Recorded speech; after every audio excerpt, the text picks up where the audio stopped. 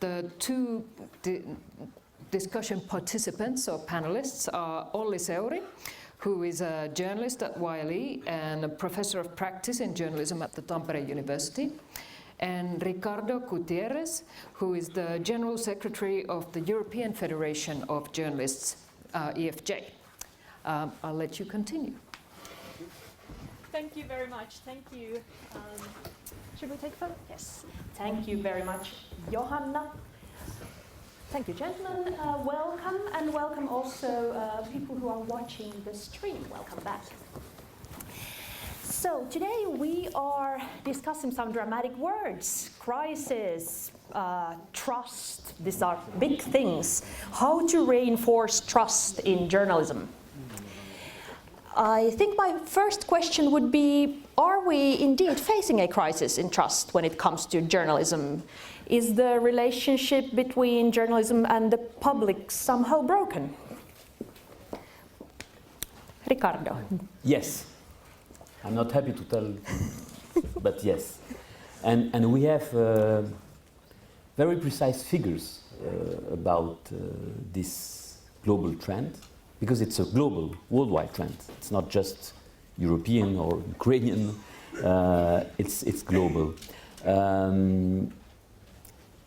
It has been mentioned, it was one of the focal points of the last edition of the digital news report from Reuters Institute, published in June, I think, a few months ago. And I think it's important to point out some of the outcomes. I'll be very short, but just to tell you how is the situation. So this is based on 75,000 online news consumers in 38 countries on 6 continents. So it's a worldwide survey. And what are the main outcomes? Only 49% of the sample in the digital news report trust the news they use, so their own news. The average level of trust in the news in general is only points to 42%, so less, which is normal. And social media, the news found on social media remain very low trusted, with only 23%. So, as you can see, the level is low, and it's still diminishing, so it's still on a negative trend. So we have a problem, indeed. I'm glad you brought up the numbers. I'll try to highlight the different kind of point of view, and I'm sorry if I lecture a little bit for the first part, because I'm at the university now. I kind of think this is there's a change in trust. Rachel Botsman has written about redistribution of trust. She talks about the hierarchical trust, the trust of the old world, and trust of the institutions, the trust of the times that we had few general media, even to consume, has changed to distributed trust, to the trust of the networks and trust of the platforms and trust of the peers. And this is very important to understand, that when we are talking about these numbers, we also try to understand why is this happening.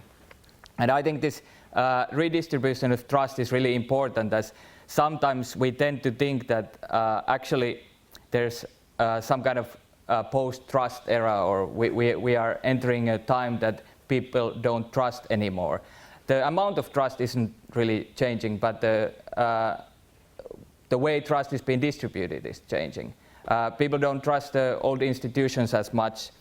They might not trust our newspapers or our broadcast media as much as they did, but they do trust, for example, bloggers or YouTubers or podcasters that are not media professionals in a sense that the journalistic professionals are.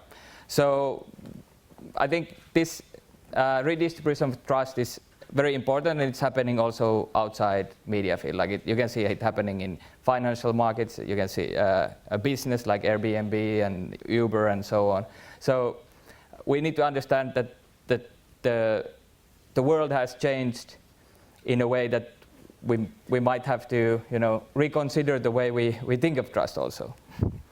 Thank you. Very interesting. Not lecturing at all. Now, Ricardo, you mentioned the digital news report surveys, and since 2015, trust towards news has been higher among Finns than citizens of any other participating country. And you just heard the overall figures, but in Finland, a total of 59% said that they can trust most of the news, and 70% of people said that they trust the news that they follow themselves, so they decide to follow on their own. Is this a good number?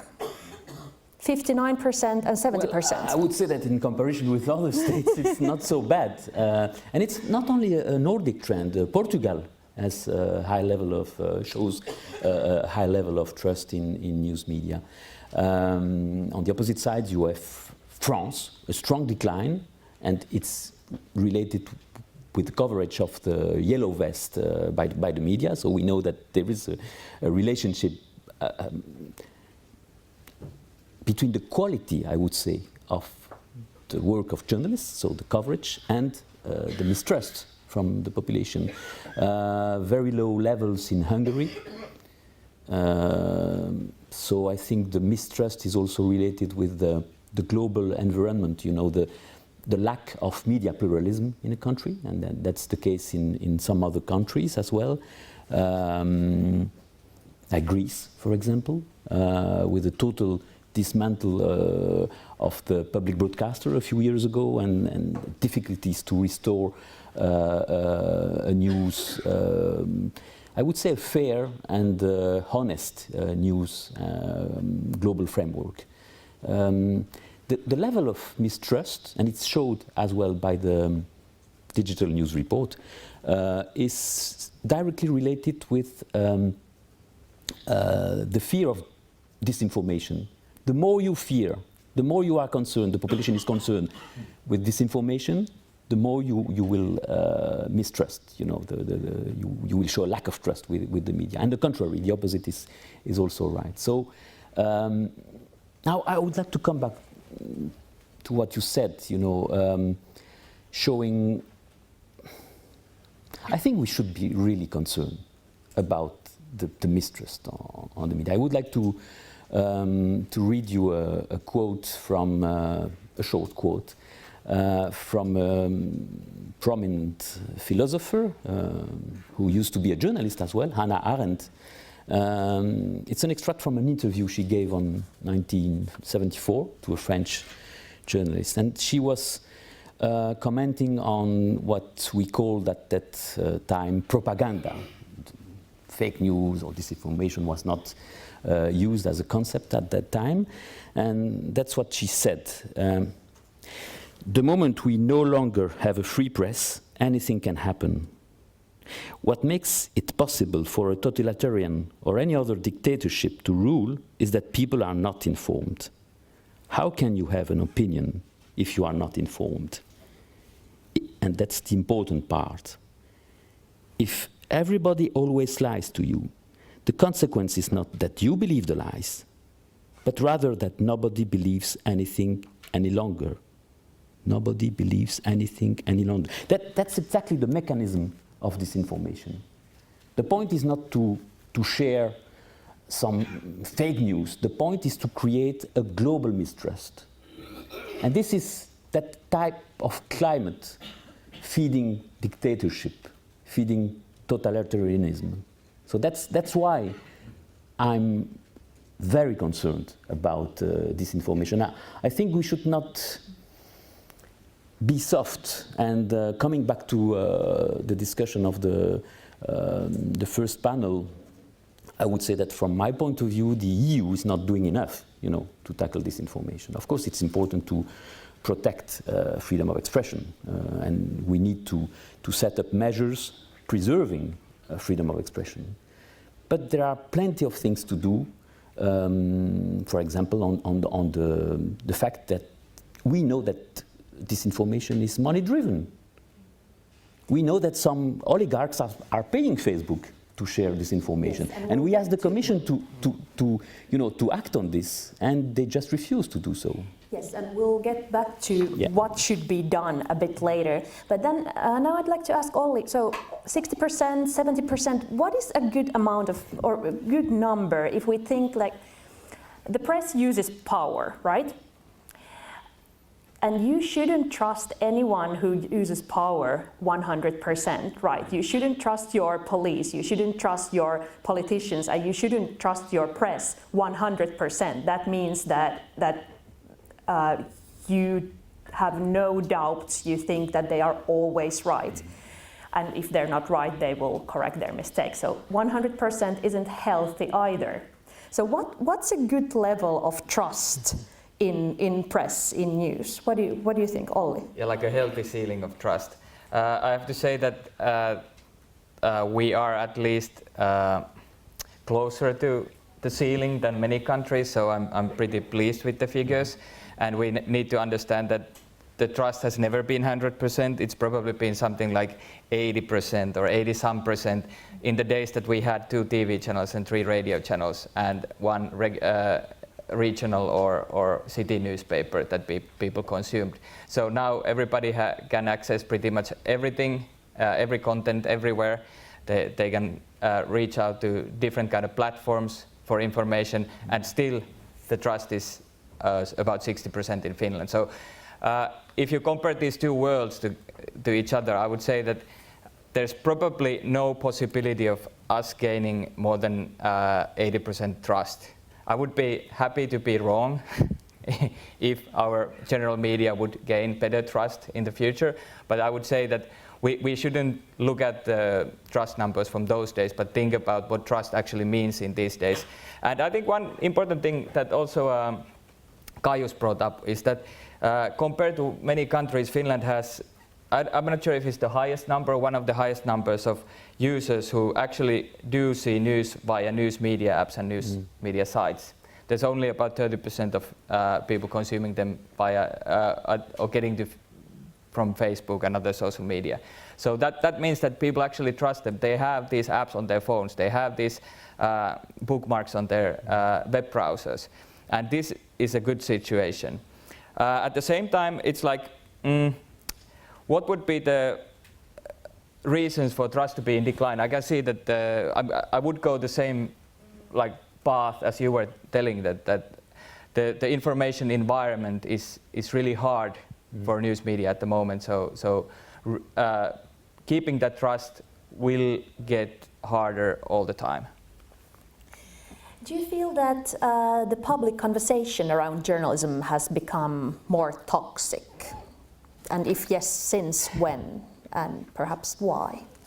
More toxic against journalists, you mean? Or I believe that some politicians decided maybe 5 years ago, thinking about Mr. Trump in the US and some others, to blame the media, just to protect themselves. Because I think that blaming the media, and that's why, sorry Joanna, but I tried not to use the term fake news. I don't want to, to eradicate that term, but that's the term used by those politicians, not to blame the real disinformation providers, not to blame the Russian trolls or the bots, but to blame journalists, professional journalists. So I don't want to use that term, but some politicians are using it widely and strongly. And some liberal politicians in France, Mr. Macron and some others. So it's not just some populist leaders nowadays. And I think that the real reason for this is that it's a way to weaken the press, to weaken journalists as counterpowers. That's what we are supposed to do. And of course, those in power, they just want to weaken the counterpowers we are supposed to do. Olli, do you agree that this comes from the politicians, the possible... It started with the politicians. With the toxic conversation? I would say it started with the platforms. Both. And the use of platforms. And so it's wider than the politicians, but politicians are definitely using it. I would say that I can see at least a couple of strategies that might be a little bit different from each other. The populists are certainly kind of taking punches upwards and downwards, which means that they're taking punches on elite and minorities, and that means that in this strategy, media is seen as an elite, and media is made to be a party or even a partisan actor, which limits the power or limits the ability of media to actually do what we are supposed to do. And the other strategy I was thinking, after you mentioned Hannah Arendt and that quote, there's a really good book that has come out this year from Peter Pomerantsev, which is This Is Not Propaganda. And he's saying that the powers that used to rely or try to limit information through censorship or other means are actually have realized that as you cannot limit the information nowadays, what you do, you try to distort the information space. So also in this kind of, when this kind of strategy is being used, it kind of limits the way journalists can do their job. I would say there's like, when social media is involved, when identities are involved, when there's like culture war kind of layout, journalist space is really getting narrow. So obviously just wishing that things were different will not change much or anything. Now, if the relationship between journalism and the people it aims to serve is indeed broken, then should we, the journalists, take responsibility for that? And if not us, then who? I think we do. I think we need to be more humble. We need to be more, it was mentioned in the first panel as well, to be more transparent. And I think some journalists are doing the job, that way. If you look at the excellent work from ICIJ, the International Consortium for Investigative Journalism, on the Panama Papers, the Paradise Papers, and so on, there is a kind of, they are not just reporting about the facts, they are also explaining how they've been worked. Of course, they didn't disclose their sources, which is something we should protect as a journalist. But there was a kind of making of it's our duty as well to explain to citizens how we work, in which honest way we work, to show that we are doing this in the public interest, not just for the media owners or for the funding of the company, but also because we believe in public interest. So, yes, I definitely believe we need a change of attitude from journalists. Yeah, definitely we need to be responsible for trying to show people the worth of journalism in the society. We are the ones that have to be able to differentiate ourselves from others, because there's so many content providers or content producers in the world today. Like, I do hate the saying everything is content, but in a way it's true. So if we have content that's more valuable than other content, how do you differentiate from others, and how do you show people that there is value? I think the other institution which is in trouble, but not as big trouble as we are, is science. And I think science and journalism should be differentiating through telling people that we are actually truthful narratives. But that would mean that our work would have to be truthful also. Like, we couldn't make so many mistakes, so we couldn't go through some of the mistakes that we do all the time that people might not feel as legitimate journalism. Like, in the name of journalism, we do a lot of things. So we should think which of those things are healthy and valuable, and after that, we would have to show people that this is what we do, and this is why you should pay for work we do. So what are those kinds of journalism that are valuable, and are there kinds of journalism that are not, which just sort of don't help us to regain the trust, but the other way around? throughout history, there's been different kind of discussions on infotainment and yellow media papers and becoming too much entertainment, and that's kind of missing the point. It's like, I'm not saying that we shouldn't have entertaining news or entertaining ways of doing journalism. The thing is that we should look at what are the elements, not just the elements that people are willing to click on, but the elements of journalism that are important to society and to the people who are reading the papers, and which are the elements where journalism is needed. Because not everything that we publish is kind of a content that no one else could do. For us, it's more important to be the kind of actor that I think that people trust us mostly because they think of us as a kind of a fourth estate, or kind of a people who are looking at the checks and at the balances. And that's the kind of journalism that we need to keep in the core of what we do, in the core even on what we do online. Yeah. I believe we are rather good on keeping people up to date, but we are not good enough on helping them to understand the news, to understand what's going on. So I think we need deeper journalism. Real journalism is just, and I have some concerns about the concept of investigative journalism. I believe that every single journalist should be an investigative journalist. Even at the local level, there is no difference. I think if you are a real journalist, you should, have skills on investigation.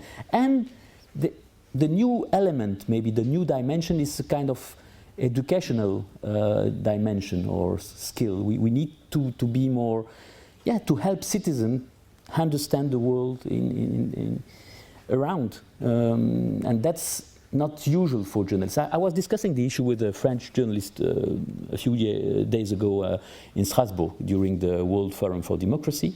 Fabrice Arfi from Mediapart, which is a really good online media in France.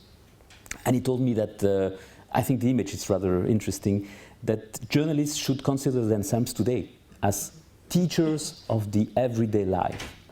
Teachers, not professors, teachers, which is, I think, a rather good image.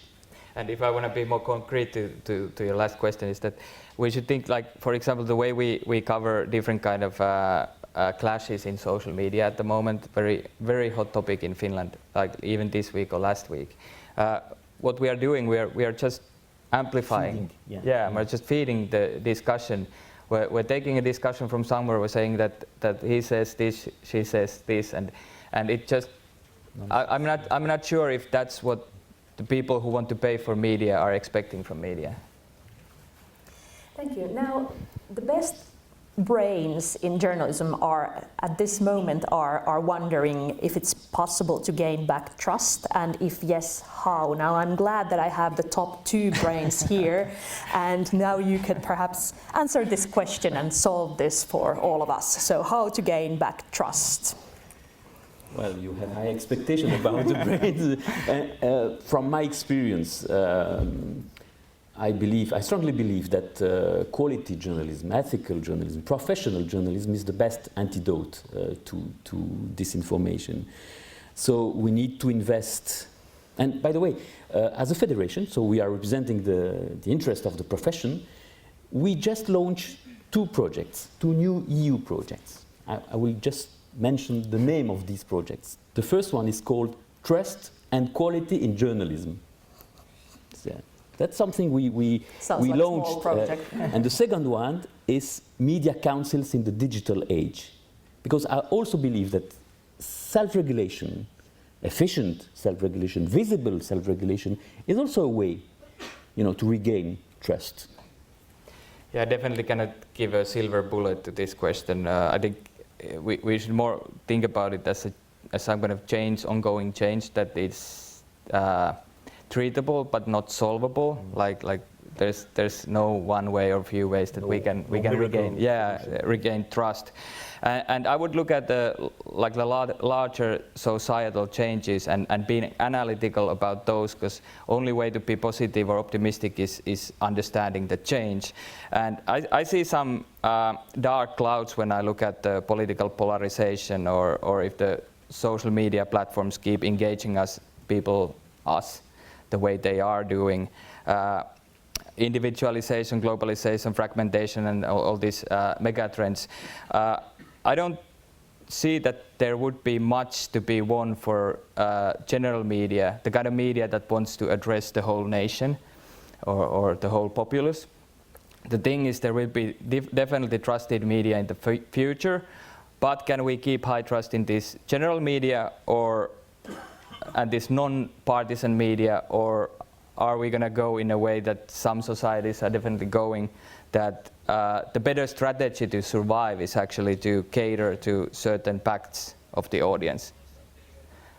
And that's actually, for my kind of journalist, my self-understanding of the work I do, that's not very optimistic view of the future. Do we have time for questions? We can take one. Okay. We have time for one question. One. There is no question. Thank you very much, gentlemen. Thank you. Thank you, Maria. Thank you.